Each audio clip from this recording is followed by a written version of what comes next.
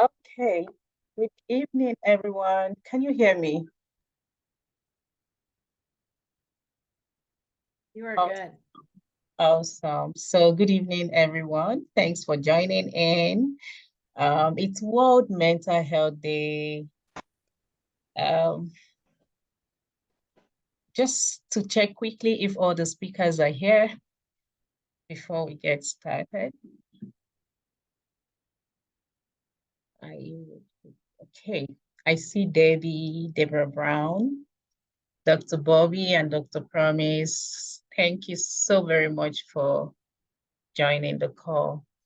And good evening, everyone. Happy World Mental Health Day. My name is Comfort Onyaga. I am excited to welcome you all to the multi-stakeholders webinar on mental health management. It's going to be highly conversational. I'm not going to be speaking alone. So I'll be sharing the agenda. Kindly confirm that you can see my screen. Can you all see my screen, please? Oh, awesome. Yeah. Okay. Thank you. Yes, so on the agendas, can you please mute your mic if you're not speaking? Thank you. On today's agenda, we have guest introduction, opening remarks. I'll be taking that and we'll be having like a 1-minute exercise to breathe in. Goodwill message, we'll be having a representative from, representatives rather from the European Union. And we have presentation by the speakers, Deborah Brown, Majekodumi. We also have Dr. Bobby speaking on suicide prevention, Dr. Promise Owai speaking on mental health management. Then we have the Q&A. And lastly, we'll be unveiling my mental health alert. So I'll go first. I think I've already introduced myself, but just I know a couple of persons might have joined in after I started reading out the agenda for today. So I'll take it again. My name is Comfort Onyaga. I'm the founder of Kleist Foundation and the visioneer or co-visioneer for my mental health alert. Nice to have you all on the call and thanks for honoring our invitation. So who would go next? The floor is open. Kindly unmute your mic and introduce yourself. We want to know you.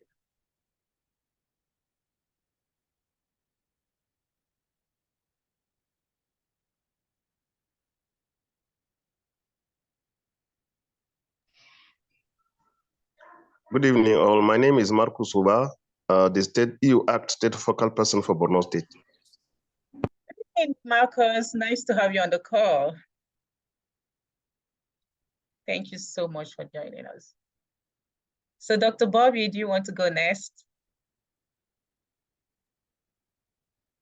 Oh, sure. I'm Dr. Bobby. I both work internationally and in the US, focused on mental health and suicide prevention and trauma recovery.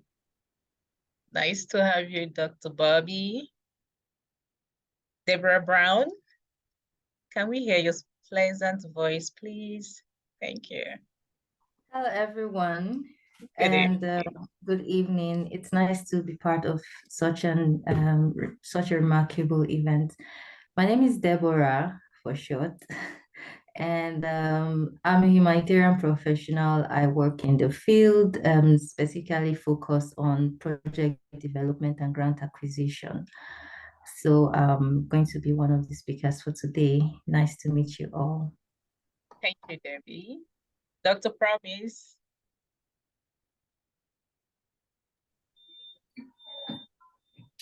All right, hi everyone. Good evening. My name is Promise Owai. Speaking from the United Kingdom. I'm one of the speakers today. I happen to be the president of the Nigerian Society in Coventry University. Happy to have you all. Thank you. I see Dr. Aderonke. Do you want to go next? Please, the floor is open. Sure. Good afternoon, good evening, everyone. It's Adaronke Kujore, and I am a Nigerian in the United States. Thank you so much for honoring our invitation. Timothy. Hello, everyone. It's nice to be a part of this. My name is Timothy. I'm a Nigerian based in Nigeria. I'm an IT consultant. Thank you. Thank you, Timothy. I'm also Nigerian, please, based in Nigeria. I forgot to mention that. Okay, so Ngozi, do you want to go next? Sure. Good evening, everyone. Good evening. My name is Ngozi Chukwu. I'm a public health nutritionist. I work with UNICEF. I'm happy to be here. I see the Nigerians are trying not to be outnumbered, so I'm also a Nigerian based in Nigeria. All right. That's nice to know. Dr. Cynthia Ongoka, you're one of the, first persons who joined the call, apart from Dr. Marcos or Ms. Marcos. Dr. Cynthia, please kindly introduce yourself.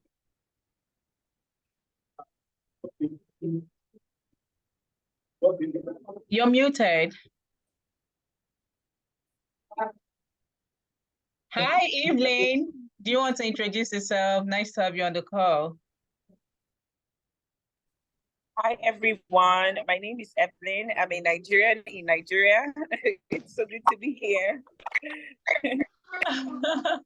Nice to have you here too. Thank you. Hi, Dr. Cynthia. Yeah.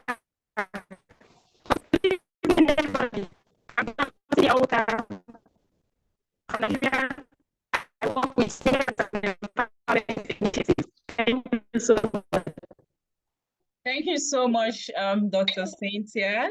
We also have Juliet Azikiwe on the call. Hi, Juliet.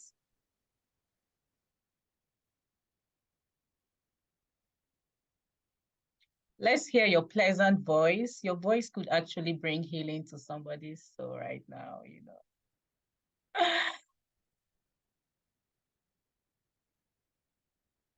So while we're waiting to hear from Juliet, Isaiah, do you want to go next?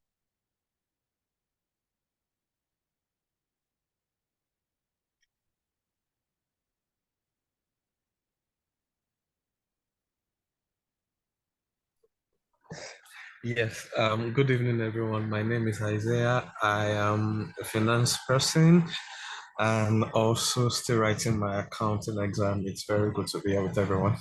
Well done, Comfort. Thank you. Thank you for honoring our invitation. So I guess that would be all for now, except if Juliet is ready to say hi. I can't seem to. Okay, I think Juliet, you would have to, if you can hear me, you would have to connect your audio, or you just leave and join back so that you're able to hear us and we can hear you too. So we'll get started. I'll be taking the opening remark. Oh, it's such an emotional moment for me right now. I can't explain how I feel. So a very good evening to you all once again. My name is Comfort Onyaga. I'm the convener of this event alongside other partners, Kate's Ability and the Nigerian Society Coventry chapter led by the president who is here and on the call as one of the speaker. So for me, it's going to be a memorable day because this initiative was born not just out of my personal experience, but then based on the work that we do at Kleist Foundation. So Kleist Foundation is a nonprofit that work with vulnerable groups across board in Nigeria. And again, we also do a lot of policy advocacy. I'm glad we have one of the EU representatives here. They are donors. And as an organization, we had just completed a mental health project in Rivers State, and to take or to scale and sustain the efforts of the European Union to support the drive for mental health in terms of increased awareness and policy advocacy. As an organization, we decided to take on the baton from the consortium that implemented the project between September last year and February 2023. Beyond that is also the fact that I personally, I have experience, I've had to, battle with mental health challenges. And I recall that sometime in July, I felt this sharp pain in my memory. It felt like I had a brain injury. And guess what? I reached out to a couple of persons in my network to say, hey, I need to see a psychiatric doctor. And they were surprised, like, Comfort, what do you want a psychiatric doctor for? And I was like, okay, it's personal. I'm dealing with some mental health challenges, but I really need to speak to someone. And then they go, okay, you can only find one at the national hospital or at the federal hospital. But again, because mental health crisis or challenges are not emergency cases in Nigeria, they don't consider it as emergency cases, right? I would not be able to be attended to because I had contacted them I had reached out on a Monday, and guess what? The following day happened to be a public holiday. So it was really difficult to access such an important service, that I needed as at that point. I mean, for me, it was an emergency situation, but since I find myself in a country where the issue is not considered an emergency crisis, health challenge, I had no choice. I had no choice than to, offer some self-help to myself, regardless of the fact that we implemented some activity. But I needed to have like that kind of one-on-one physical rapport with someone. But again, so fast forward, the reflection meeting that we had with the European Union, when they reached out to us to invite us to a reflection meeting, I began to think, okay, what can we do? And there were several opportunities. Also recently, if you're very conversant with emerging issues in Nigeria, you realize that the Nigerian government have recently passed the mental health bill, which is a great feat for my country. And in the course of this event, or my presentation, you'll be seeing something like, when I came across that, I was shocked. So it was a shift from the Lunatic Act to the Mental Health Act. So we're looking at that as well at some point, and the objective of that. So I'm excited to host this and looking forward to unveiling our newborn baby. Yeah, so thank you very much. Let me not spend so much time. So next on the agenda is a 1-minute reading exercise, because it's going to be a very emotional conversation this evening. I would like for us to relax. So we're going to have a 1-minute reading exercise. And to do that, Debbie, do you want to assist us with that?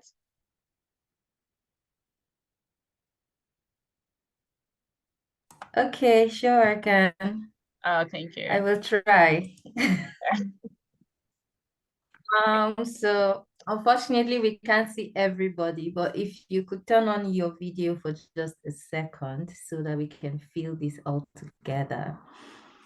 Yes, so we'll do this in 3 counts. So when I count up to 3, you breathe in, and then when I count another 3 rounds, you breathe out.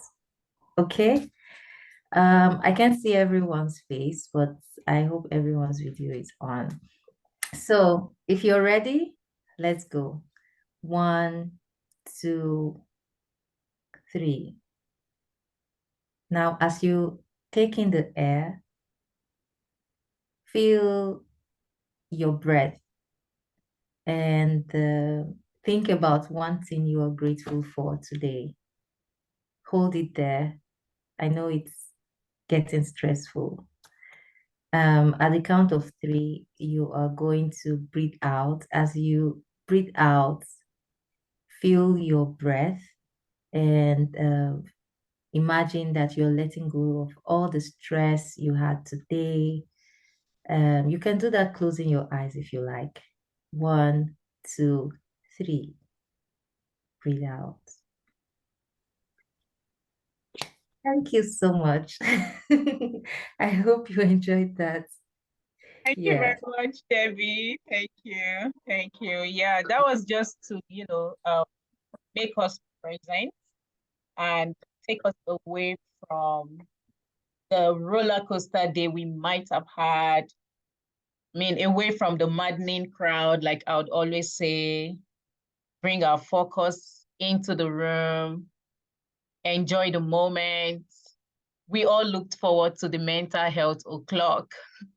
So it's 6 p.m. The next 1 hour will be dedicated to this. I want us to be as present as we can so that we don't miss out on anything here. Thank you very much. Thank you very much, Debbie. That was a good one. So since we have a representative from the EU, I would like to invite Mr. Marcus to just give us a brief goodwill message.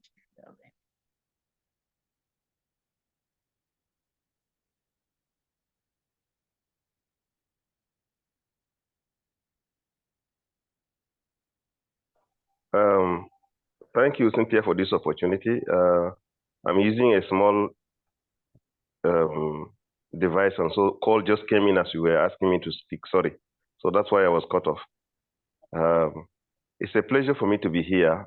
Why I joined this meeting, I am a Nigerian. I work in the northeast Nigeria where crisis has been for the past 13 years. I'm based in Maiduguri, Borno State.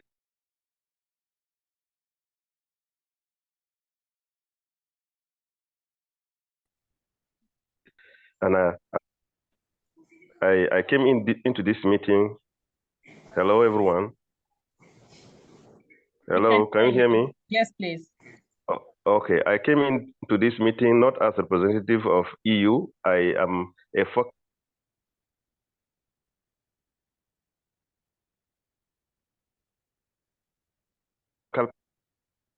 representative. I came in as a person out of personal interest. So I want to, but my goodwill is I appreciate the issue of mental health because here, especially in the Northeast, as a result of the conflict, as a result of probably issues of youth unemployment, we have a lot of issues. Suicide may not be as high or apparently observed as high, but drug addiction has so increased. And that means that people are placing themselves into state of utopia, using drug false, perception of state of happiness and satisfaction, using drug because of the challenges of life, living under conflict for over 10 years, and unemployment, especially among the youth, is a very serious thing that is here and is the most, context, challenges of the context in the Northeast, particularly in Borno. So mental health issue is a serious issue. Reaching out to this group of youth every day, I attempt because I pass by them before I go to work or come home. And I know some personally by name. There are a lot of challenges I have discussed with them. How will they access mental health services? They will talk about the cost. They will talk about unwillingness. They will talk about stigma from the society. They will talk about a lot of issues. But I'm so happy to be here because this forum provides room for discussion of the issues. My desire is more civil society organizations, more non-governmental organizations will take up issues to sensitize the public, to begin to engage these hordes of youth that are on drug and try to see, because a lot of them die, not out of suicide, but out of complications of injectable, especially injectable drugs. And so to begin to see how their lives can be changed for better, how they can be reformed and be improved. Actually, they need help. And it is as a result of certain level of mental distress, certain level of trauma that a lot of them engage into drug abuse and substance abuse in the local context where I find myself. So I'm excited to be here. I believe I will learn. It's an opportunity for me to learn and to engage also, and like I'm doing, to do a small advocacy for seeing how youth can be, issues of mental health of youth can be really focused on using local context, civil society organizations, and international support that can be garnered to be able to establish and support this youth. It is a pleasure for me to be here. I'm so glad it's an opportunity. That's why I quickly joined when I saw the link. Thank you very much, Cynthia. Thank you, everyone. Yeah, thank you so much, Mr. Marcus. We really appreciate. Thank you so much for that goodwill message, and we are excited to hear that you'll be taking this forward as well. It's a matter of the collective responsibility to ensure that we advocate and also sensitize our community to be aware of these issues. Thank you. So next on our agenda is a presentation by Deborah Brown, Majekodumi. Hi, Debbie, are you ready? I'll stop sharing my screen so that you can share. I think it's really hard to say I'm ready because I can go on and on, but I just have to stop here. Okay. So I'll try to share my screen and I hope we can all see it. Yeah, your screen is coming up.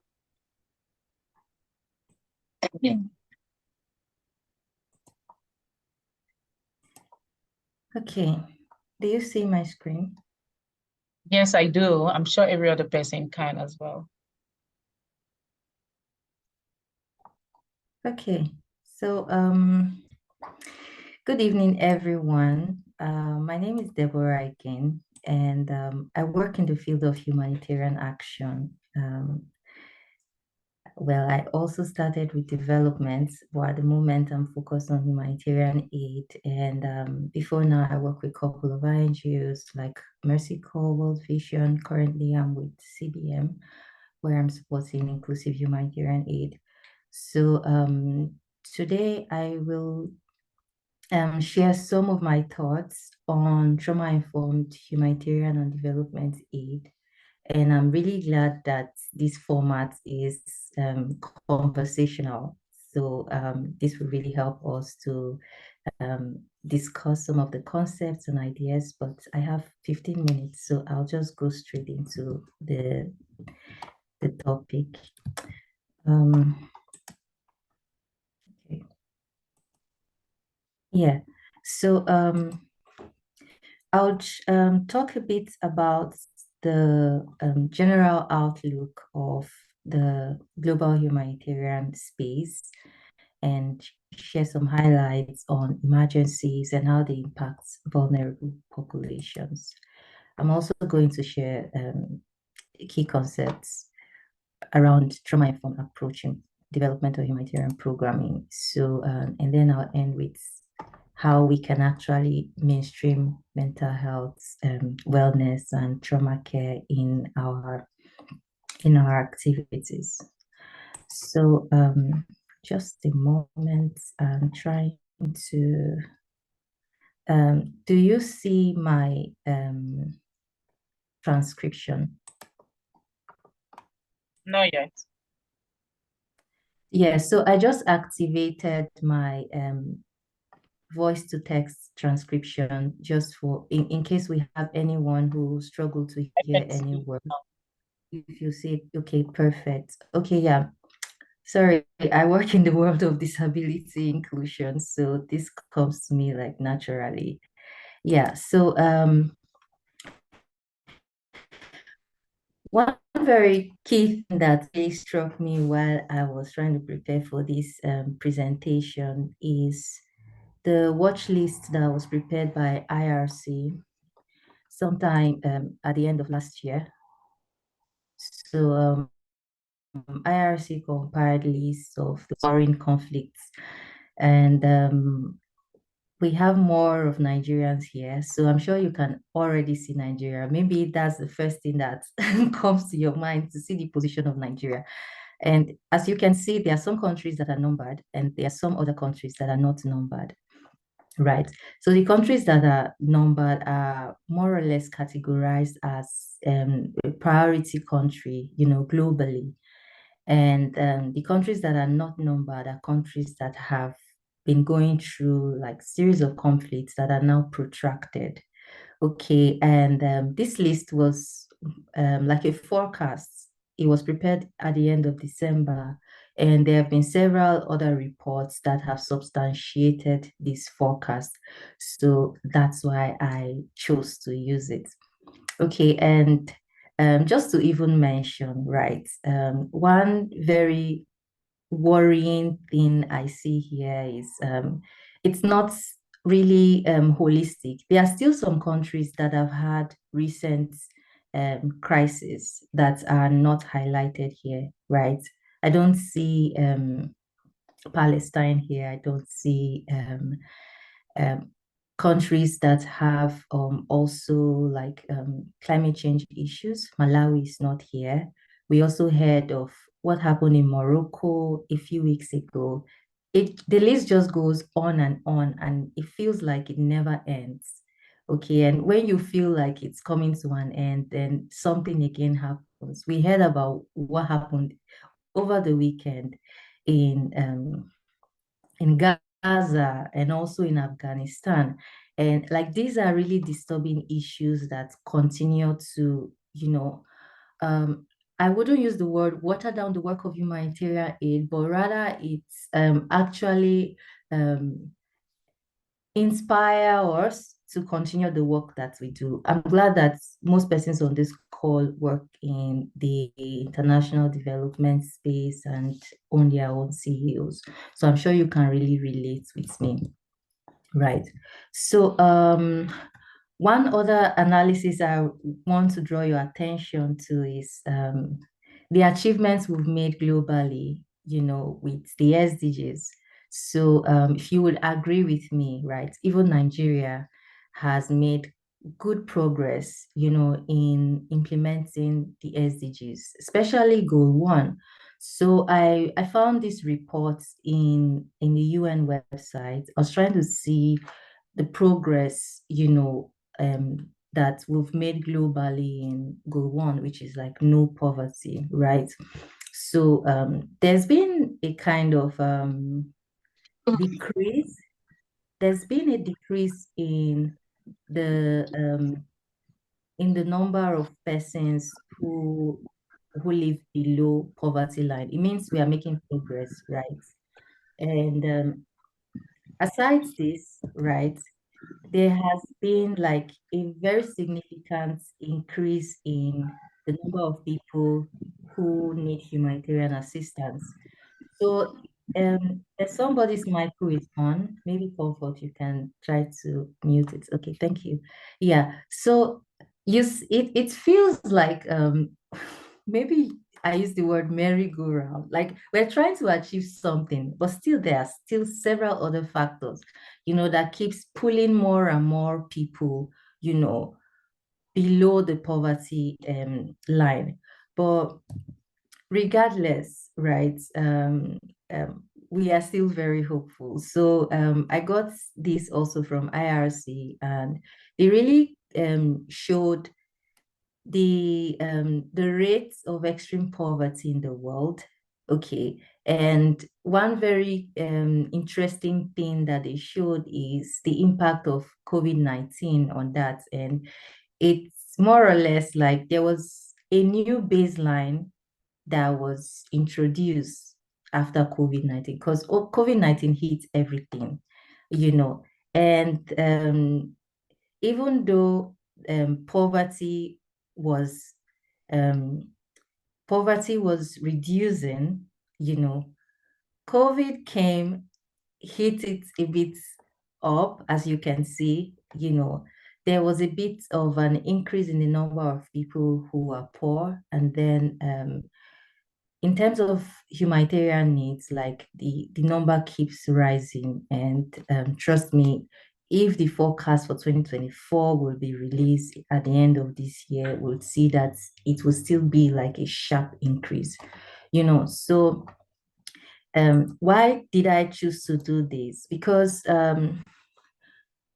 over 290 actually, but in approximately 340, sorry, 340. The original number is 339, So approximately 340 million people are in need of humanitarian assistance. And like I said, this projection was done even before the most recent incidences, right? And it's also very shocking that globally, only 1% of global health workforce are mental health workers, and WHO in 2022 said 1 out of 8 people in the world live with a mental health disorder.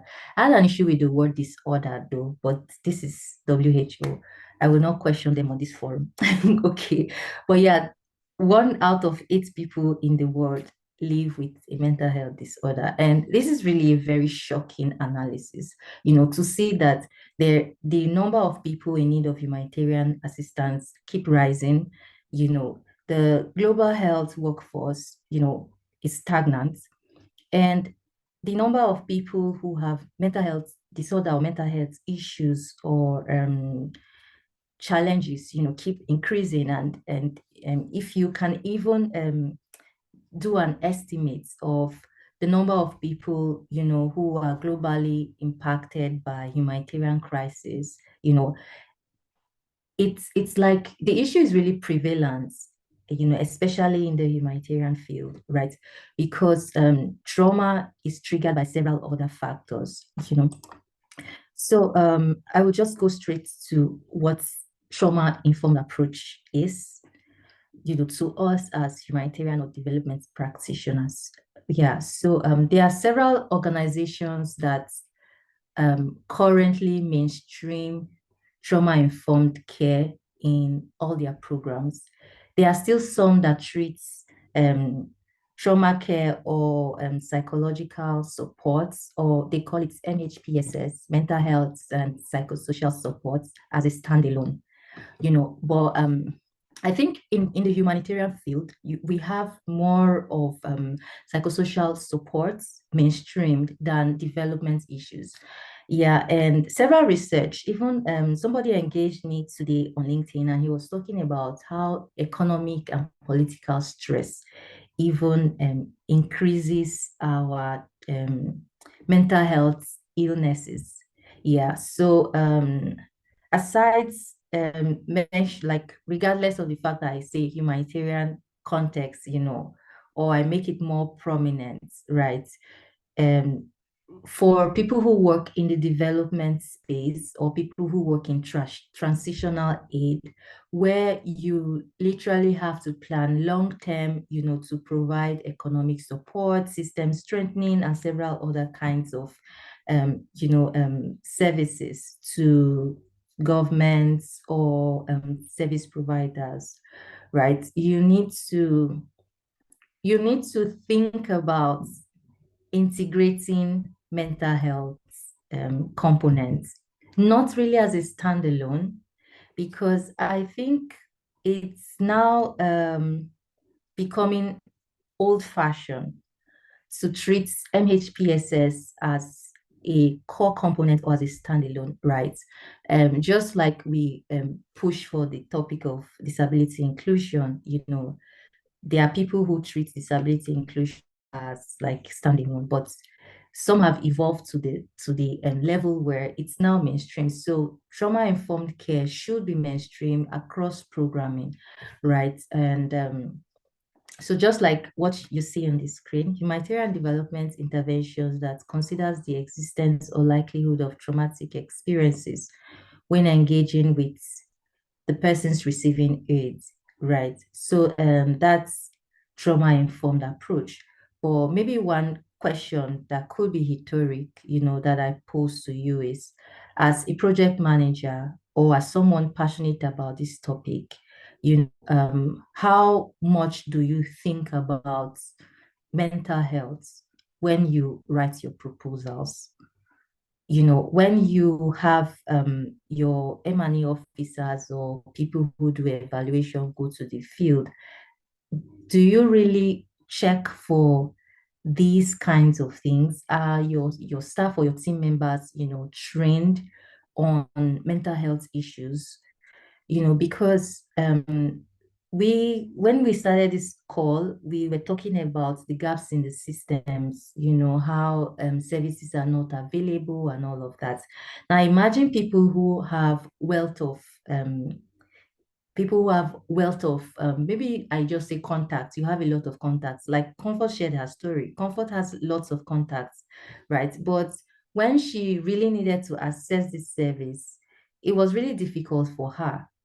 Now imagine people in IDP camps, for example, or people in very remote villages that really need to access mental health support services. What is their situation like?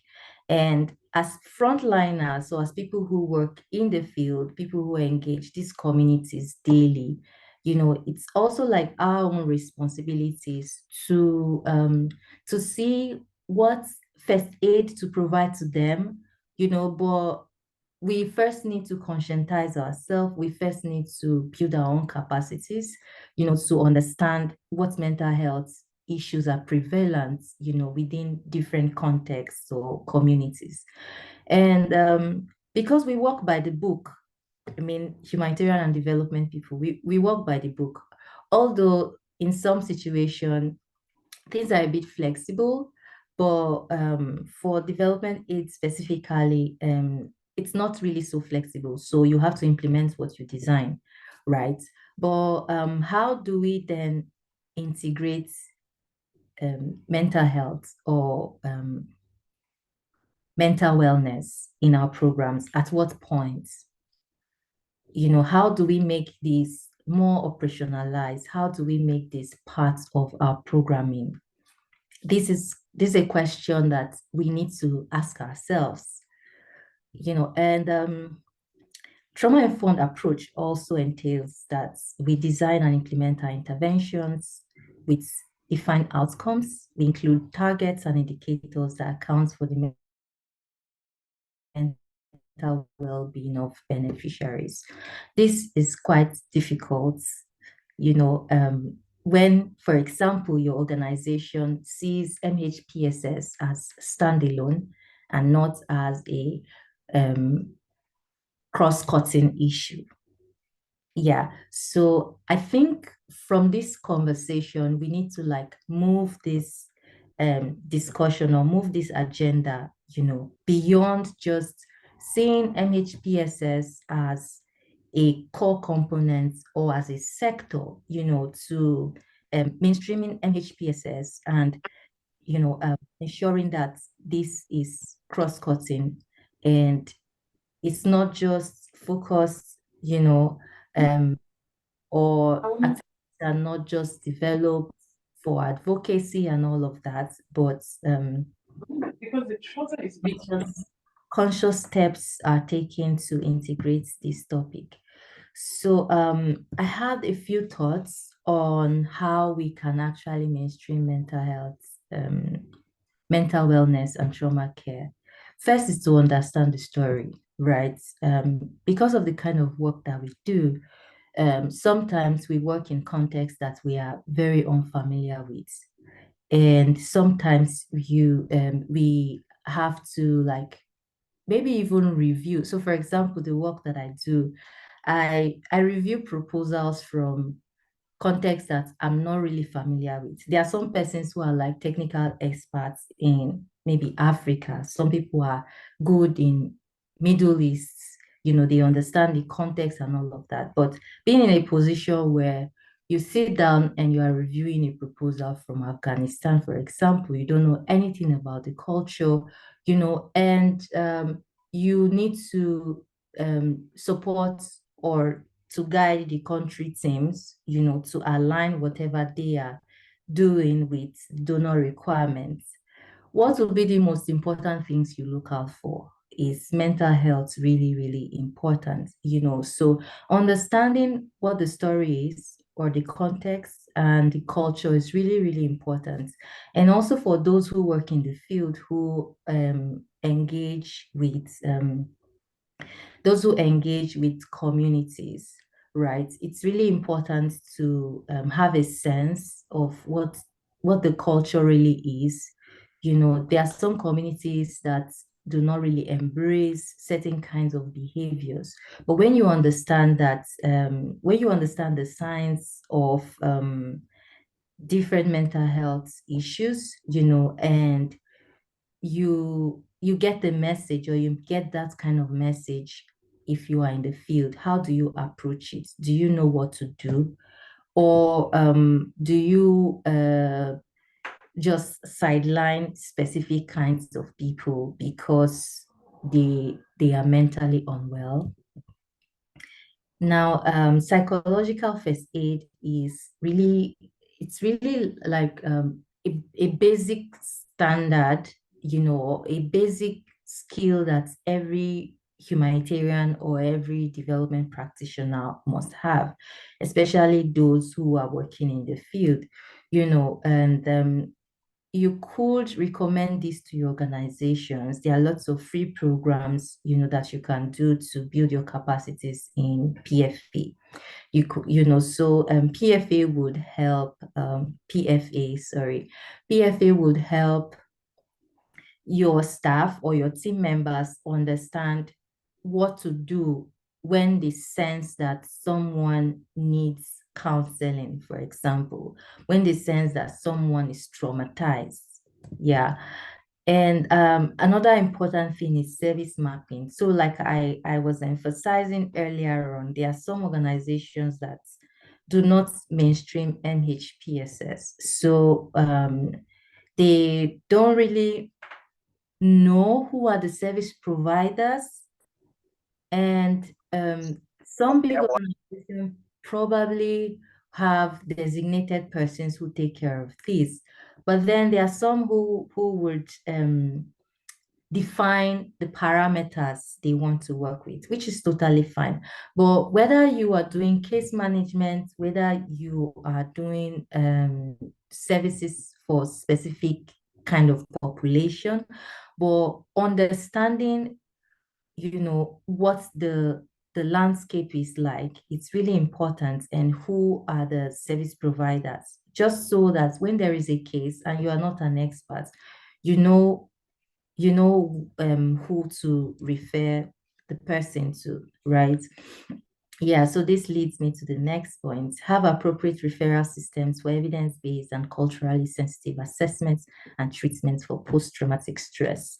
There are some organizations that do not provide treatments, and it's really clear. But if you understand who are the service providers, you can actually link whoever needs this kind of support, evaluate, monitor, and modify potential stressful processes of receiving aid. This is really really important. Like, I can't stress this enough.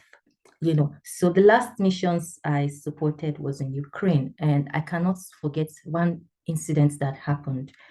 One of our implementing partners had to distribute certain items, and we had like strict security measures, and that everyone must comply with.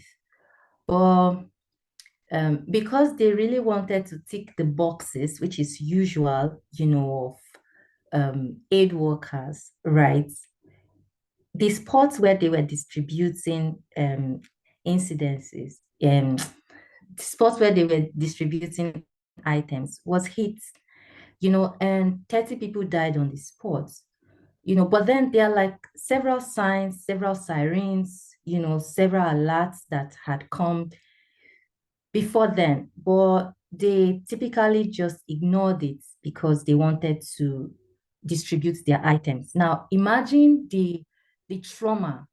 Imagine the trauma that the people must have gone through even before the shelling got to that place, even before the shelling arrived. Sorry. Yeah, so for Ukraine, they have like several kind of protocol before shelling arrives. Like, you get notification like 10 minutes before, so everyone is aware.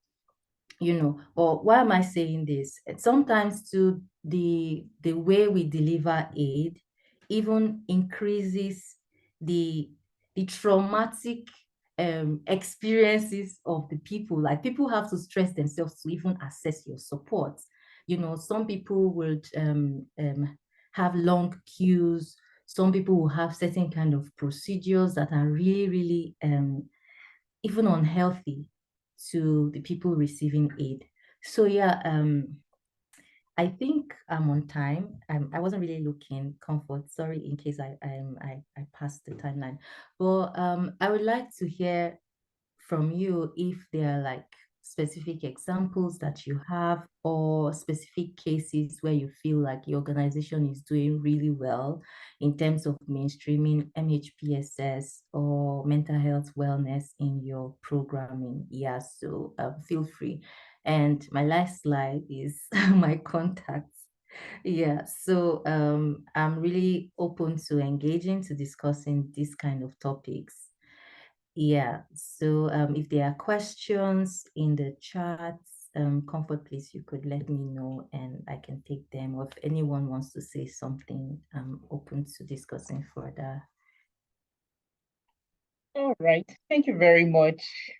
I wish, let me see. Okay, I think if you cannot unmute your mic since so it doesn't get rowdy, please, I would appreciate it if you can tap your digital hand for Deborah Brown for that nice presentation. Thank you very much, Debbie. The floor is open. If you have any question for Deborah Brown, please feel free to ask question. But then what she's saying basically is, let me bring it down to your level, because I'm sure when she used the word mainstreaming and she used some of those humanitarian jargons, right? It might be, technical, too technical for some of us to understand. But what she's saying in essence is the fact that due to the crisis, the surge of crisis here and there's need for capacity building of the people that are working in different organizations to be able to, provide first aid support to victims of this humanitarian crisis. There is also need for them to understand who to refer such victims to, depending on the level of, or the severity of their mental health ailment. If you have any question, please feel free to raise your hand and ask. The conversation is not going to be centered around humanitarian work only, but then Dr. Promise is going to speak, and then Dr. Bobby, but up next would be Dr. Bobby. Why I introduced, I'm so sorry, I was just so conscious of my time that I didn't get to introduce Deborah Brown. She works in the humanitarian, she's a humanitarian specialist. She's worked with several international organizations. She's currently based in Germany, where she supports humanitarian missions in Ukraine, across different countries. So not to take so much of your time, I would like to introduce Dr. Bobby Legs, who is a clinical work. Is Dr. Bobby here? Yes, I am just Okay. opening it up. Okay. Thank you. All right. And Deborah, I couldn't be more thrilled to go after you. It's just such a great setup of everything you pulled out that matches what I'll be talking about. So I am going to talk about suicide risk and prevention, and we will go over both things globally and Nigeria, and how we can both do our best in our current situation and how we can work for things better and better around the globe. Can everybody see my slides okay? Yes, I can. Okay. And it is not responding to me. There we go. First, I just want to give you the biggest heartfelt thank you. Suicide is not something any of us want to talk about. And there is not one person on this call, statistically, that hasn't been touched by suicide. Most of us have lost family members, have lost friends, have lost coworkers, and it is heavy. And one of the reasons suicide, we'll go over some stats with it, has exponentially grown across the globe is because it's really hard to talk about. And it's hard, nobody after it happens wants to try to figure out why it happened, what could have been done differently, because the person you love is gone. So it's times like this that it's really important that we look at everything using good research, using good hearts to figure it out so we can prevent it. It is, we believe, can be completely a preventable situation. So we will go over that, and I'll go over a lot of some of the prevention techniques that are both about understanding the risks and building up upon strengths. The one thing I just want each of you to know and hear is that you as an individual, let alone your role in the workplace, but truly have a frontline place in suicide prevention. This quote I just think explains so much, which is, to the world, you may be one person, but to one person, you may be the world. And for every person that has survived difficult mental health struggles, has survived difficult suicide risk, they usually will point back to one person who was there for them, who listened, who supported them, who gave them hope. And that is a huge part of our role. Suicide is, it is kind of unique that it is a decision that can take only one moment, especially if the means to end your life is very quickly available. Someone can make that decision very quickly, and it would not be at all what they would decide at another time. And it is 100% irreversible. And I don't know about you, but I really don't want any decision in my life to be irreversible.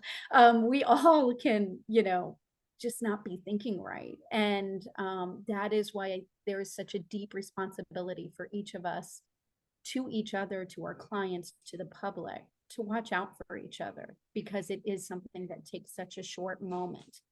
I've worked with so many survivors of near fatal suicide attempts where they were on life support afterwards. And every single one, no matter how much they planned it, the first thing they say is when they started, it started to go dark, they started to die, is just, no, this isn't what I want. No, like this, even though they thought they wanted it, they don't. So how do we create a place where everyone can be safe? Suicide reporting is incredibly underdone, as you can imagine, especially in so many of our countries where it's illegal. You don't report it, and it has so much shame that you say, oh no, the person died in their sleep, even though they took fertilizer, or pesticide. But I do want you to realize just the enormity. Our estimates are difficult, but it looks like about 1 million people on our planet die every year by their own hand, by suicide.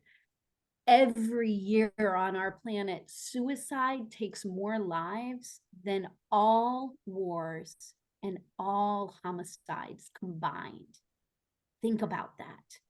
War and homicide, they're on our news feeds, they're on our news circuits, but suicide takes more lives every year than all war and homicide combined. And this one's big. In the past 45 years, globally, suicide rates have increased by 60%. That is horrifying. So this is something that we know in different cultures and different times and places, suicide hasn't been so high. So we do need to look and be like, what is going on and how do we help change things? It's a leading cause of death. For every person who dies by suicide, I want you to think of how many people are hurting so badly that they want to die. They may be thinking about it, planning it, hurting themselves. But I don't want anybody to die by suicide, but I don't want anybody feeling that bad, right? Like that alone, that state of depression is so heavy. I don't want anyone there. And then, as most of us know, for every person that dies by suicide, so many people are left with their life changed forever by profound grief of losing their mother, father, brother, sister, loved one, spouse. Suicide can be very linked to severe depression. It can be linked to addiction. There is also a huge amount of suicide that's quite impulsive, of people that weren't struggling with those things, but truly had a difficult moment and didn't have enough emotional protective factors to help slow down their thoughts and their actions. And for every when we look at suicide, we can connect about 10% of them to being influenced by recent suicides, because it's horrible, but it does make you think, like, we all have bad days. Sometimes when suicide becomes prevalent, it just opens the door of, well, if they can call it quits, maybe I can too. And that's similar. I'm based in America. Our school shootings are horrendous. If you think of different areas, northern Nigeria is one that struggles a lot with terrorism. And once it starts, there is a copying effect that puts more people in danger. Stigma is huge. I'll show up some of the world rates.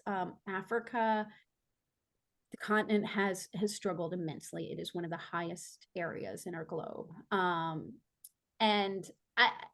Higher income countries have done more research and sometimes more publicity. And I work a lot through developing countries, and sometimes people say, oh no, that's a US problem, that's a somebody else problem. But when we look at the facts, even with underreporting, 77% of suicide worldwide are in low and middle income countries. So it's important for us to realize this affects everyone. There's not an area that's not influenced.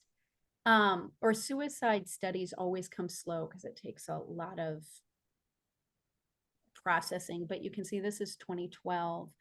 Not huge changes in 2019. They changed the colors, but you can see similar areas that were hardest hits. We are still waiting for some of our understandings from post-COVID. Some nations have shown, I work a lot in Malawi, over a 50% income. And a huge one of that is because of so many laborers losing jobs and inflation, that it gives an increased level of hopelessness, which is key.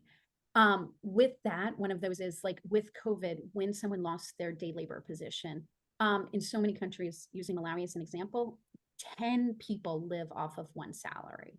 In other countries, you have 2 salaries for 2 people. And so if somebody loses it, it's not as impacting. When you lose one person's salary and it was feeding 10 people, 10 family members, it's harder. I wanted to pull up this map. This is when we adjust suicide specifically for gender. Males have a much higher rate of completion, and that one in particularly is very high on the African continent, in sub-Saharan Africa. And we want to look at that to start to look at what is impacting that. In many sub-Saharan nations, over 90% of suicide deaths are men. So culturally, we're looking at barriers to just expressing stress and emotion. Are you allowed to just say this is hard? It sucks. And how do I get support? Expectations to be the breadwinner and have the money for the family, and just holding it all in can be a huge thing. Another one we're seeing, and Nigeria is an interesting country, that the suicide rates that are increasing include areas of higher terrorism or higher disaster. Also includes rural areas of great financial stress, and also includes urban areas specifically for students, for young people who are feeling emotional stress. And I will go over our suicide rates for 10 to 14-year-olds have, the rates are doubled to tripled within the past 15 years. That is huge. As much as I can fit in, we'll focus a lot about suicide risk as feeling helpless and hopeless. And those are both things we can help young people with. We can help each person to realize there is always growth possible. There is always new options. Let me see if there's any I missed. Some that was already brought up by other, participants that I really value is times that you can feel incredibly hopeless when you are displaced, when you're migrating, when finances went bad, When it's high emotional stress like schooling or funding, when you don't fit into societal expectations regarding gender presentation or orientation, or when facing imprisonment or fight like bankruptcy, things like that, is a time many people start thinking about suicide when they never would.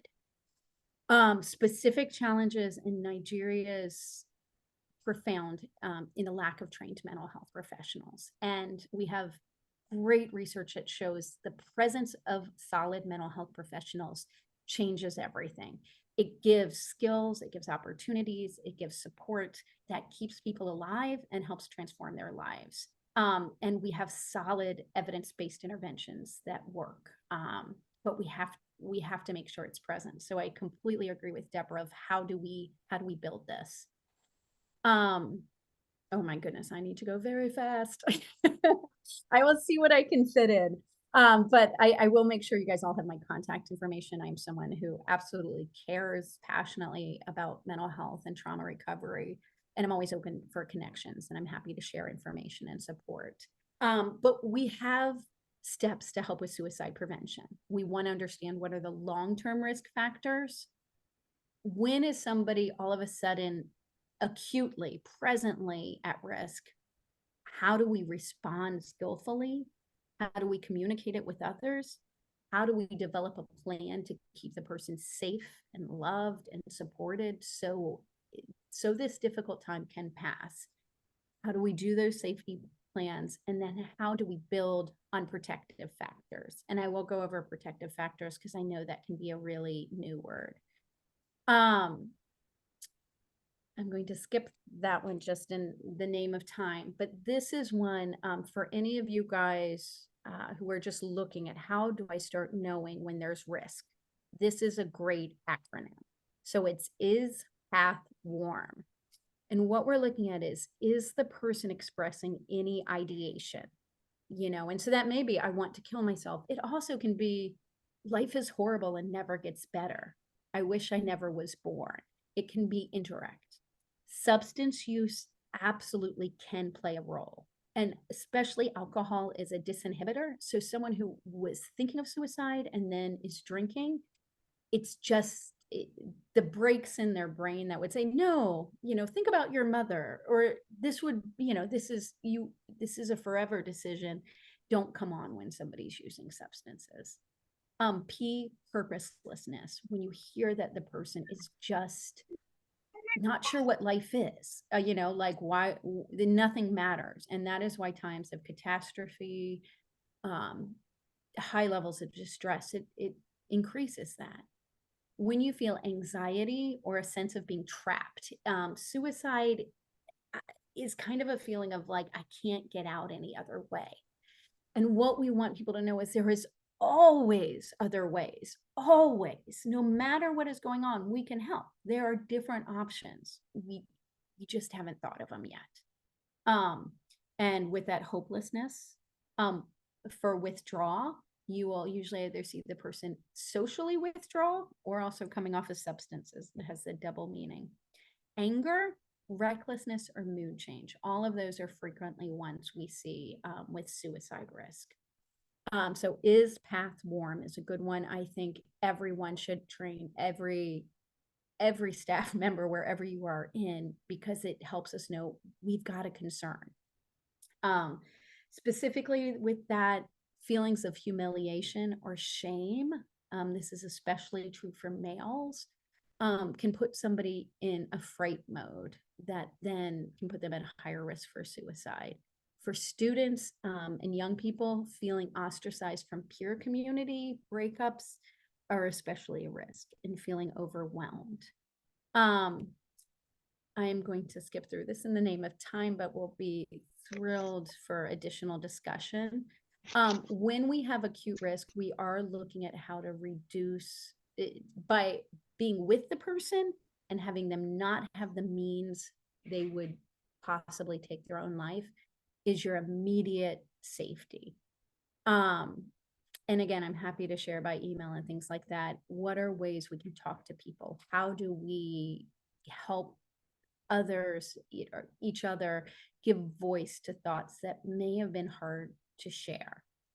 And training more, lay people, anyone, in how do we start noticing risks in our families, in our friends, in our group. And we do know that treatment helps. I'm going to end with just going over protective factors, which what I want you to realize is when you are working on any of these, you are doing suicide prevention. If you are working in your communities for effective clinical care, can we increase availability of mental health professionals? Can we help the person involved have greater motivation to know help can exist? And that may be through families, church, community, but that can help support. There are real coping skills that can help you make it through tough times. And then usually once that tough time passes, you can realize that life can truly be good again. Abilities to solve problems, right? When we feel trapped and helpless, it's because we don't feel like we know how to solve whatever the problem is. It may be interpersonal, it may be work, it may be any level of struggle, but knowing we can figure that out. We just need to do it. And with that, building a sense of self, building optimism, being aware of personal strengths. There's not a kid or teenager I work with that I am not always looking at what are their strengths, what are their dreams. Because if you can keep hope alive and an understanding of their unique strengths, that builds in them a sense that they can make it through the hard times. Social connection is a huge one. People do not end their life when they feel connected and understood by those around them. They get through it. That's building support networks.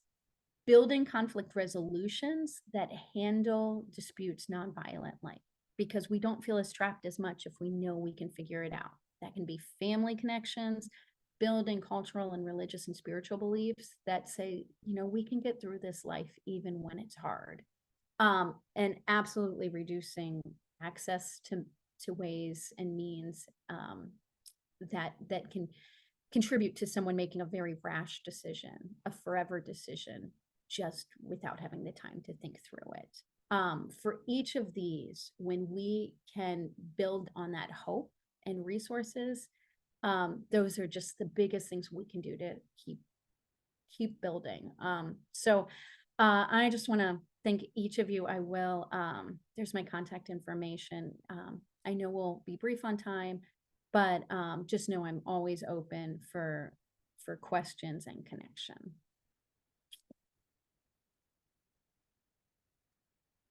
Wow. Wow. Thank you very much, Dr. Bobby. That was such an insightful section. I mean, please let's give her a digital round of applause. I would appreciate that. I would appreciate it if we do that. Thank you. Okay. What more can I say? You said it all. I'm tempted to speak further, but then just to respect our time and to ensure that we finish up early, I would ask if anyone has a question, you can go ahead, raise your digital hand or drop your question in the chat room. Before we move on to the next presenter, Dr. Promise, I hope you're ready for us. And also, please do well to drop your email address in the chat room. We would reach out to you with some resources. And as we continue to roll out different programs, we would be keeping you updated as well. It's not over until it's over. So any question, or we should go ahead? I think I see some chat here, yeah. So people are commending Dr. Bobby for the beautiful and insightful conversation or presentation rather. Thank you. Over to you, Dr. Promise. You're muted. All right. Yeah, I'm unmuted now. All right, thank you very much, Comfort. Thank you, Dr. Bobby. Thank you, Deborah. I think, and then thank you for everyone who has joined to the webinar. Let me once again say Happy World Mental Health Day. It's a thing of joy to be here and to celebrate this great day with everyone in this webinar. Let me also thank Debbie and Dr. Bobby once again, because they have made my job very easy. So most of the things I was supposed to touch on, they have already, spoken on them. They already touched them, and I'm just going to be very brief because of time.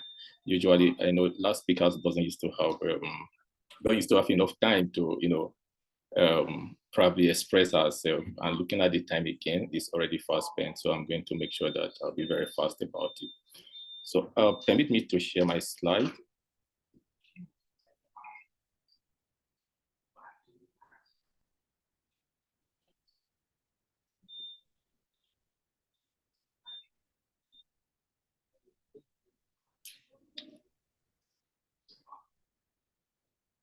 Okay, can we see the screen? Is it showing there? All right, so I'll be talking about basically management of mental health disorders.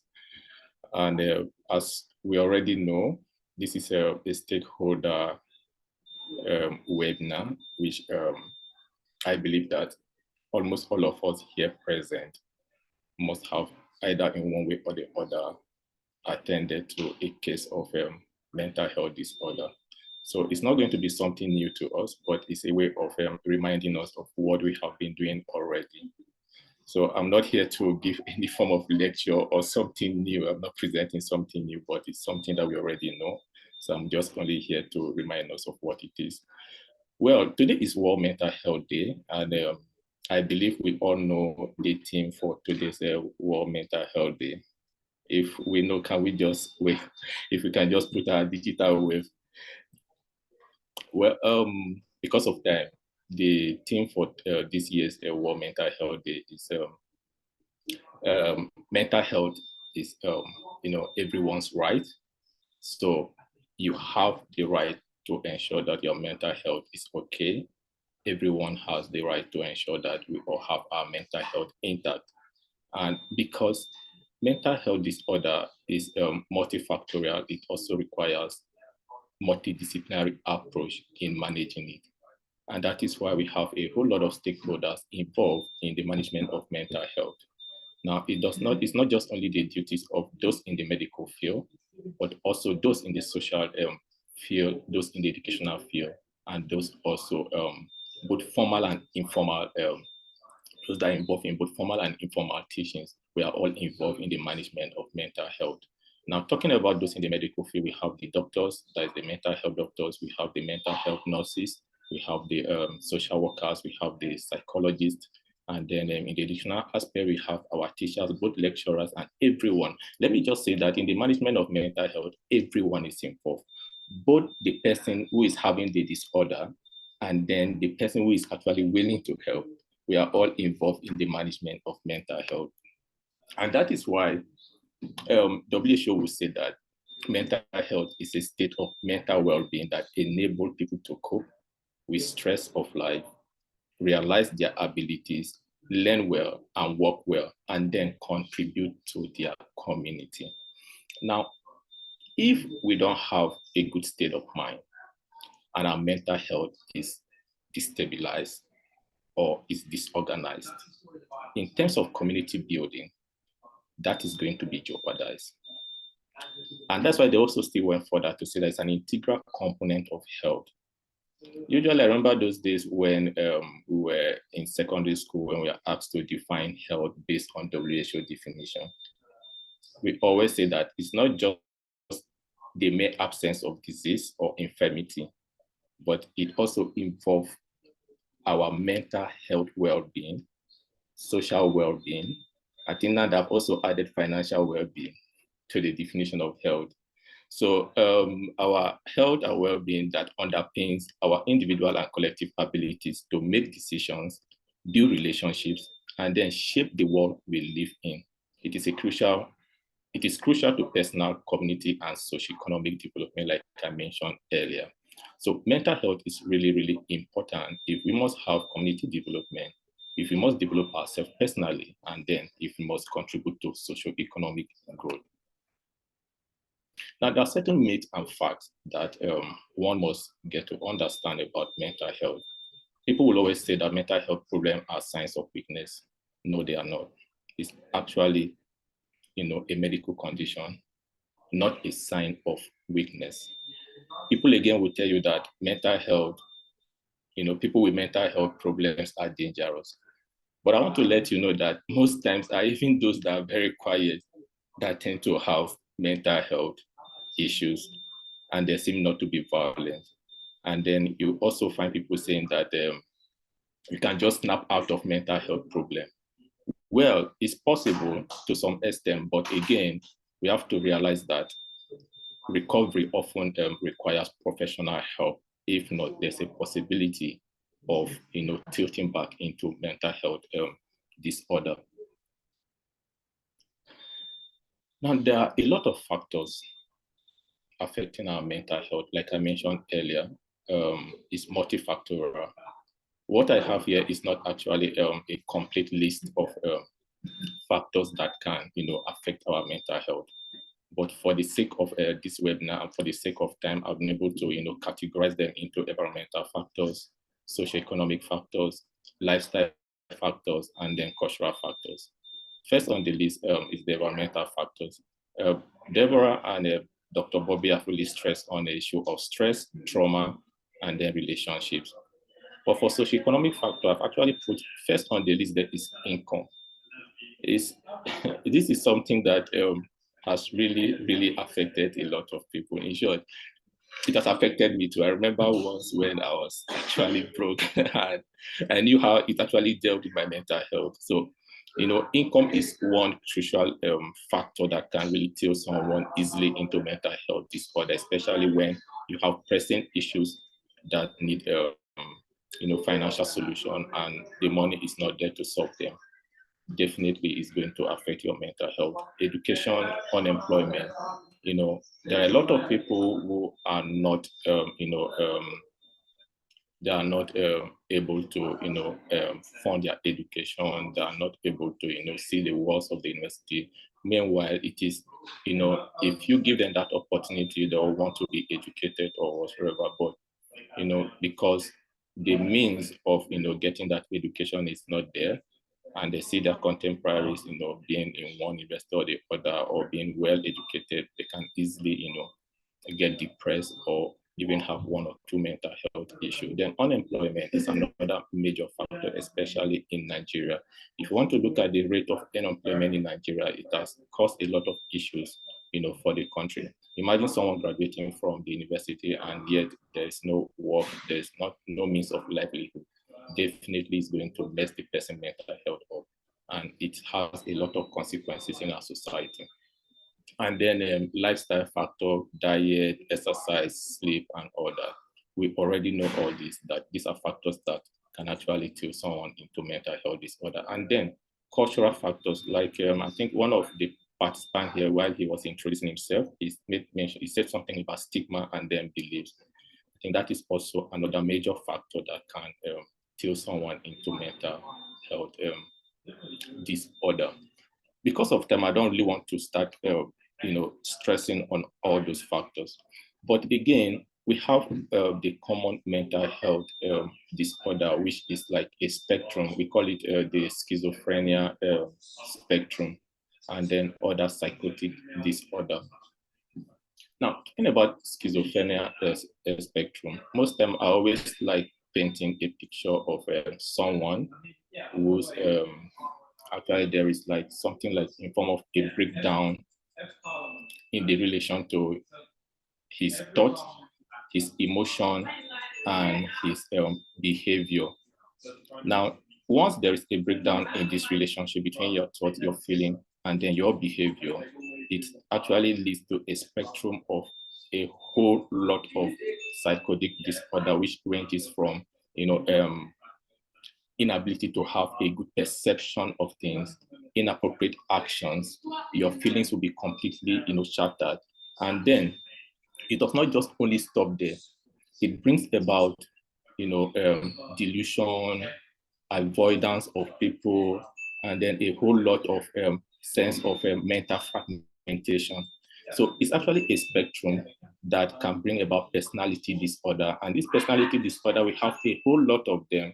We have this schizoid disorder, we have the paranoid disorder, and most especially, I always like emphasizing that of the avoidance disorder. Once someone start avoiding people or start withdrawing him or herself, just know that there is a mental health issue ongoing with this individual. There's no two ways about it. It's one of the commonest disorder you can see in someone who has mental health issue. Most of them, instead of them to open up, they rather want to remain in their shell. And most time when I see people WhatsApp status and they start writing certain things on their status, it sends a lot of messages to me. Some person says, oh, they prefer staying at home. Home is better. They have their peace of mind or whatsoever. But indirectly, most people will not recognize that there is a mental health issue ongoing with this individual. Then there's what we call the mood disorder, where we have the bipolar disorder. You see this person switching in between. Sometimes you see him or her, very happy before the person has gone into depression, before his person is anxious and all that. All these are spectrum of schizophrenia. And this would also, lead to other consequences like eating disorder, where you find someone from morning to evening, this person is telling you that, oh, I don't feel like eating, which you know that it is not normal. There's no normal human being that will spend from morning. If you're actually not having fasting or whatsoever, you say you don't feel like eating. And most people can go days without eating. Why? Because there is a mental health disorder ongoing. And then, like I mentioned earlier, someone said something about drug abuse. Most people resort into drug abuse because they feel that that is where they find their happiness. Now, everyone wants to be happy. And because there is a mental health disorder ongoing, you may not find that happiness in what you have been doing before. You want to try other things that will give you that happiness. And most of the times, what people tend to, try is either drug abuse, go into drugs, or go into alcohol abuse. And then anxiety here is always there, just like what COVID-19 has brought into the world. Then before we had, if you want to look at the world statistics of anxiety, I think it was around 278 million people worldwide. But after COVID-19, or since the emergence of COVID-19, the statistics have actually increased by, I think, about 25%, where we have over 374 million people going into anxiety. Depression is about 28% increase, from 193 million people to about 274 persons who also have, issues battling with depression. And then stress, isolation, I've also mentioned that. So these are all the disorders that one can actually see in an individual, and then you'll be thinking of mental health disorder. Why is it important to talk about mental health? We are all stakeholders. In one way or the other, we are like people that can actually help in solving issues that has to do with mental health. Even if you have not done it before, but I believe after this webinar, you should be able to, manage someone with mental health, either through referral system or by actually talking to this person and encouraging the person. Sometimes you just need to encourage the person for the person to get well. Sometimes you just need to say one or two things that will stimulate and then give hope to this person. So it is important to talk about mental health issue. There's this popular saying that always says that problem shared is half solved. If you open up about your mental health, definitely you're going to get help. I have tried it before, and I know a lot of us here who have been in that same issue have tried it before. And the result is always something that will always thank God that, oh, thank God I was able to say it, because the solution will always come. Recently, I've seen a lot of videos in Nigeria where I think the recent one is a young man who attempted suicide, I think on one of the major highway, and then the transporters and the passerby were able to help him. And also recently, we've also had the whole the Nigerian youth moving for justice for a particular celebrity who the was presumed or was thought that his mental health was actually, being dealt with. All these are consequences of mental health. So if you don't speak about it, usually the end point may result in death if it is not being attended to on time. So we should always, as stakeholders, encourage those we think that have mental health issue to open up, because it is when they open up we tend to realize or know how exactly they feel. Then again, we should be able to, encourage those that we think that have mental health to seek support, to talk about it. And in our own place, we should be able to give them a good, counsel. If it means to refer them to a specialist, we should be able to refer them to a specialist where they will have that help. And then self-care is also very, very important. In short, if I want to talk about self-care, I would say that people with mental health, most times, when you look at them, someone that was initially before now, you notice that it's always after, looking good, trying as much as possible to look well, care more, whatever. But suddenly you notice that this person is no longer combing his hair. The person doesn't care about whether his or her clothes are ironed or not.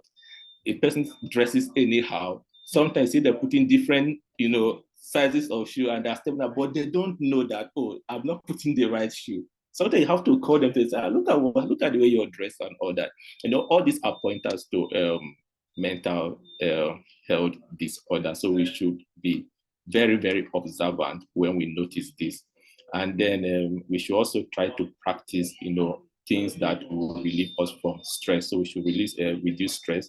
And then social connections also matters. We should be able to build, good relationship with people, try as much as possible to, be out there, network with people. Sometimes you have to be in the, gathering of people where there are events, you try to attend all those events. It relieves us a lot of stress. And then access to treatment is paramount. We should be able, again, as stakeholders, to ensure that proper mental health treatment is given to those that probably will refer to any facility. And then we should also encourage early diagnosis of any form of mental health. Then we should also encourage open conversation. Again, some of us are employers, and then I want to say that most times when we see our staffs no longer living up to expectation, or probably we have noticed that they suddenly start making mistakes at work, or they are no longer consistent with what they used to do before, or most times they even absent themselves from work. It is not the time where we get angry with this staff. We should be able to call them and then have an open conversation with them to really find out what could be the problem. Majority of them may be passing through mental health disorder and we don't know. At the end of the day, we end up firing them and then it gets worse with them.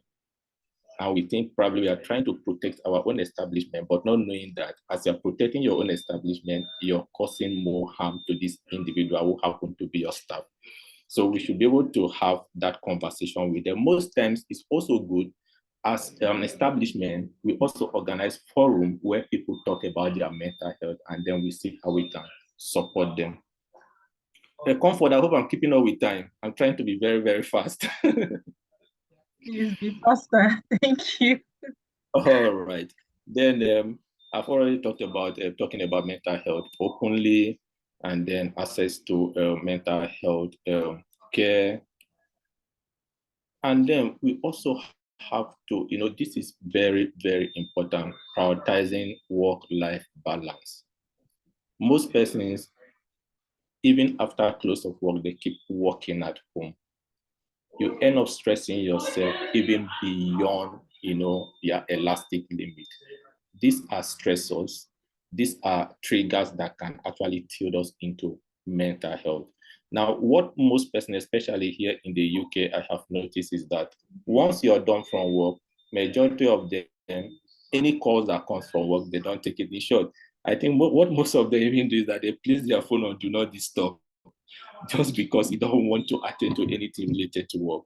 And then that is actually very, very important if you must have a sound or a good mental health. Work-life balance should be prioritized on our daily, every day of our life. So we should not always take work back home, because in Nigeria, it happens a lot. A lot of people, you see them when they are going home, that's when they want to pack all the files and then take them home and then start working at home. It's actually not really good for us. So what we should do at work, we should do it at work. When we get home, we should have time for our lives and then our family. I think with that, it will help us to have a good mental health practice. Then we should always also ask for feedback. Usually most people that we attend to. Sorry, I'm actually speaking, I'm speaking based on the fact that, okay, we are stakeholders and also indirectly about ourselves too. So if you're in the shoe of probably counseling someone, then you are also, I think I'm also speaking in that aspect. And then I'm also talking about we ourselves, while we are looking after others, we should not neglect our own mental health. So as stakeholders, we should always seek for feedback from those we care about, those with mental health issues, because it's very, very important. That will actually give us, an idea if this person we have been trying to help to come out of mental health disorder is improving or not, or there are other ways we can be of help to this individual. So feedback is very, very important in terms of management of mental health disorder. Now, as I mentioned earlier, in the management of mental health, it's not just only treating those medical conditions we think this individual is having. It's more of a holistic form of management. You're not just only looking at what is presented before you, but you're looking at other factors that may be leading to the symptoms or whatsoever sign the individual is presenting with, and then see how we can resolve them. So at this point, I want to say that mental health is very, very, so our mental well-being is very, very important. If we must develop ourselves personally, if we must contribute to the development of our society, and then if we must also contribute to socio-economic development. Let us always look out for one another, talk to ourselves, and be open enough to discuss mental health issue with everyone. And we should not forget this year's mental health team, which says that everyone, or the universal right, mental health is a universal right for everyone. So we should be able to also look at, again, I want to mention the issue of the mental health bill that have been passed by the Nigerian government. I really want to commend the Nigerian government for passing the mental health bill. If you have not had a copy of that mental health bill, I will encourage us, we should go through it. It's actually very, very rich. When I was reading that, I was just like, wow, Nigeria has actually done a great job when it comes to this mental health. It really protects a lot of people with mental health issues, and then how you can go about, with issues about mental health. So at this point, I think because of time, I don't want to say much. I just had to make this slide very easy and simple for everyone to understand.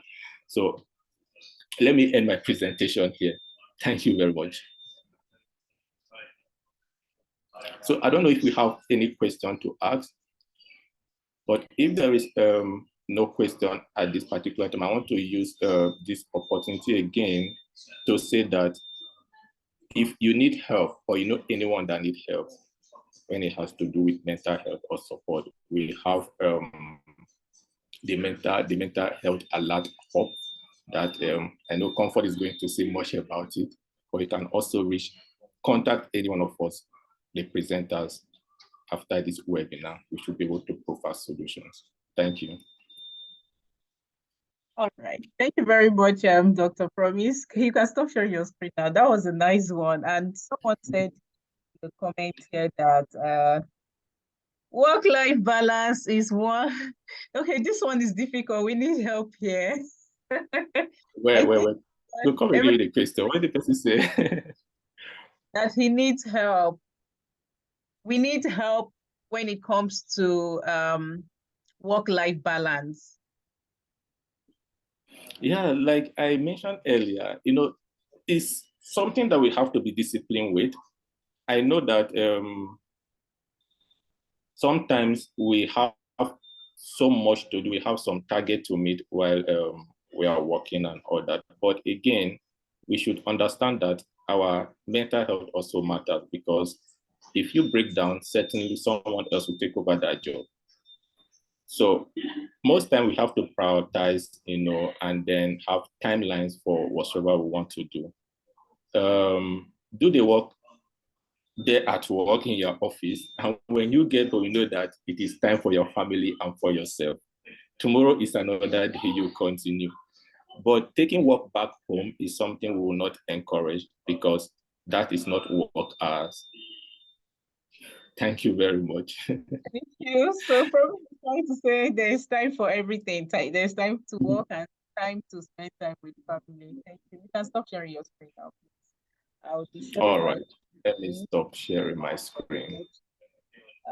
Please do not forget to drop your email address. I've shared the link also for us to have a database of people who will be sharing resources to. So it's easier when we share, and I mean, we promise that we'll blind copy everybody so that people don't keep replying, and then you have your emails spammed with so many replies. You understand? So please do wait to check the chat and click on the link to fill your details if you want more resources from us. So I'll be sharing my screen one more time. Yeah, so I'm excited about this because Nigeria has made progress. Promise made mention of the mental health bill. We'll be making that available on our website. So, and the website will be unveiled right on this call, just a few minutes or a few moments from now. Timothy, please be on the standby. You'll be unveiling that. So Nigeria has made so much progress when it comes to mental health. Like the bill has been passed. You know, it was from Lunacy Act to Mental Health Act. What a stride, really. It's such a huge milestone that is worth celebrating for me personally. I'm excited about it. And so as stakeholders, the question then is, now, at the Federal Ministry of Health, there is a department that has been set up for mental health. And this department has a mandate. So as stakeholders, we are on the demand side, while they are on the supply side. We need to place a demand on them because, number one, they have proposed that the national health policy, that there is a proposed national health policy and facilitate. There is a mandate to propose national health policies and facilitate their approval and implementation. It is the stakeholders. You don't need to have an organization to be a stakeholders as beneficiaries, right? As end users of the mental health services. You're also a stakeholder, so we need to place a demand on them. There is also a mandate on them to advance mental health, provide healthcare services, and ensure humane care, treatment, and rehabilitation in the most permissive setting, and then promote culturally appropriate, affordable, accessible, equitably distributed, integrated, and specialized mental health care that involves both public and private sector. So I'm going to speak briefly to this because this is where we come in as an organization and as a private sector. So shortly, okay, let me just speak to it. So shortly, I'll be unveiling my mental health alert. It's actually a private sector driven solution. But first of all, when I was speaking during the opening remark, I had made mention of the fact that we had recently implemented the EU Act funded European Union Agent for Citizen-Driven Transformation Program, right? And the focus was on mental health. So first, our capacity was built, and then we went on to implement this project. And now we have, this is like a map, right? We've been able to come up to say, you know what, let's take it forward. We've done a kind of mapping of the different stakeholders we want to work with. And then, but at the very first level is going to be capacity building training. When Deborah Brown was speaking, she made mention of capacity building, right? And that's for like PFAs. Sorry. So the PFA here means psychological first aid. So they are support service provider who can administer first aid to people who have mental health challenges.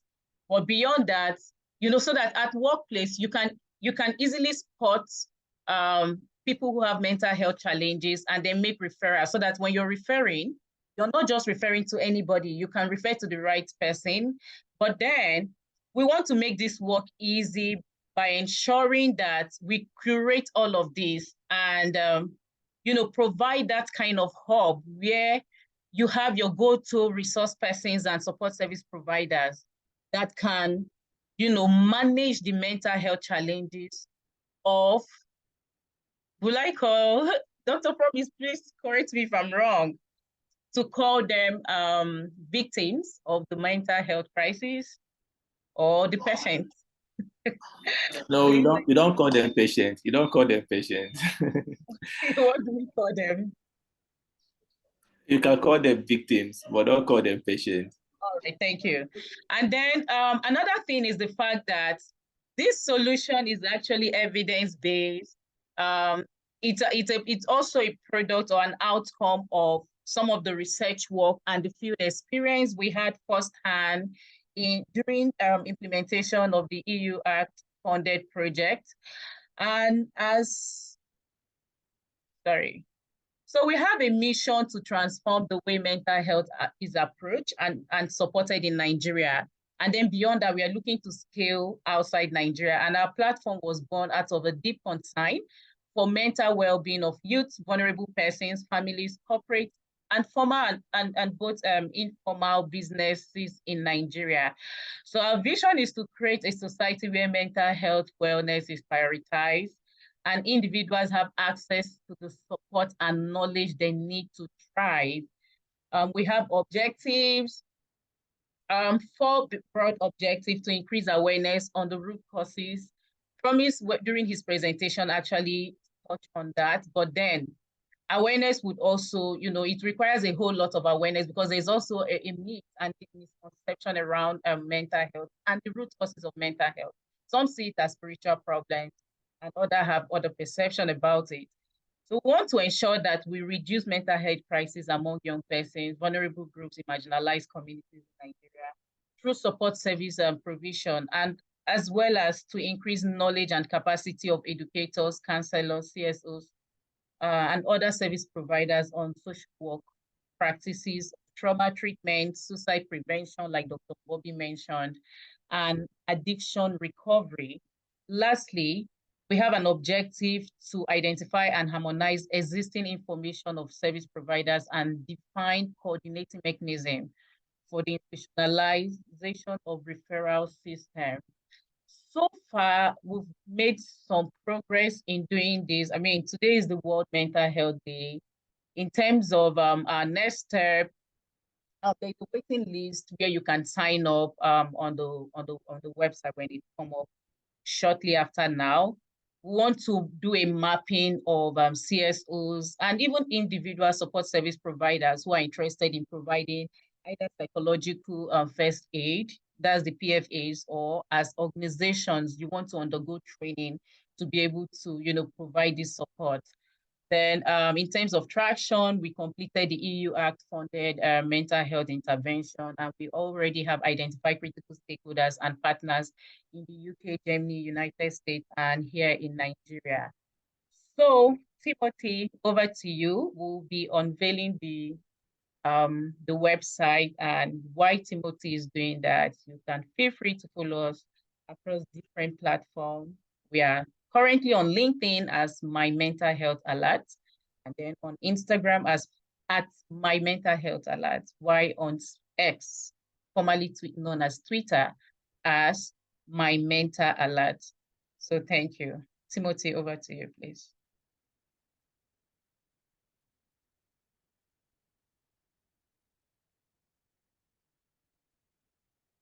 Hi, Timothy.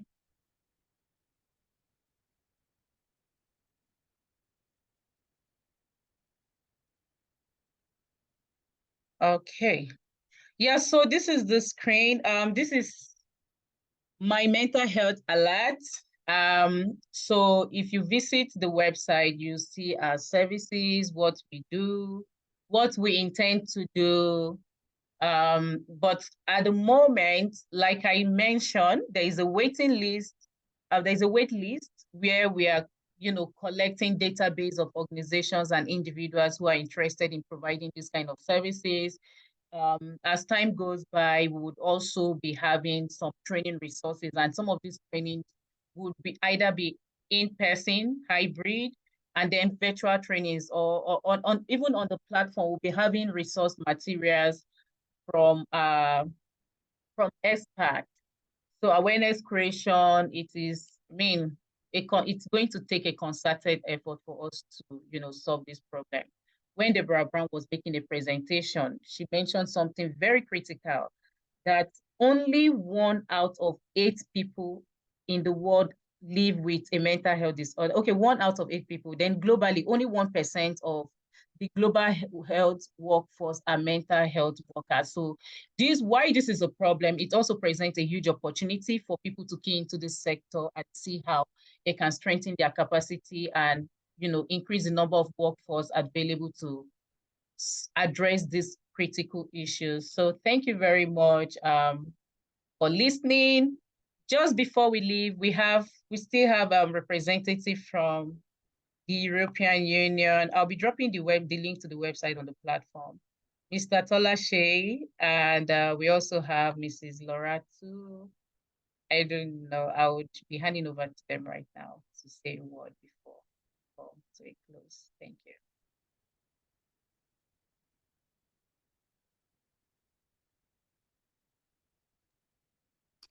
Okay, thank you very much, Comfort. It's a pleasure to be part of this. Sorry, I joined a little bit late, but I'm happy. I think Temple and Mark also have been here. And we're proud, for us from the EU Act program, we're very proud of the work you and your organization are doing.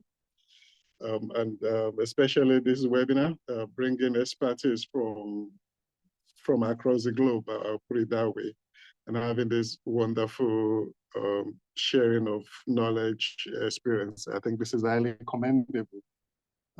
Know that mental health, it's a very critical topic for us to talk about, and that is what you have done. And we are very proud to be your partner. And we can only say that, yeah, this will continue more. So yeah, well done, and all the very best. Good luck to you. Thank you very much. Yeah, thank you. Is Temple still on the call? And Mrs. Laura too. Okay, I think Mr. Tolashe has done well to represent. I mean, his voice covers all of them. So thank you very much to everyone who have stayed up until this time. We really do appreciate your time. I mean, be expectant. That's what I would say. Thanks to the presenter, Dr. Bobby, and our partners, Dr. Bobby, Deborah Brown, Dr. Promise, and the EU Act for kindling this fire. Kleist Foundation was not initially known for mental health, but courtesy of this intervention, we have decided to take the baton and, move beyond where we started.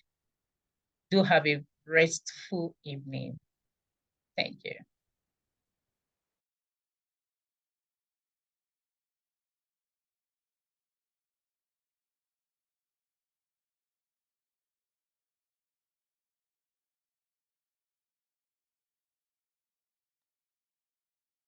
Thank you, Comfort.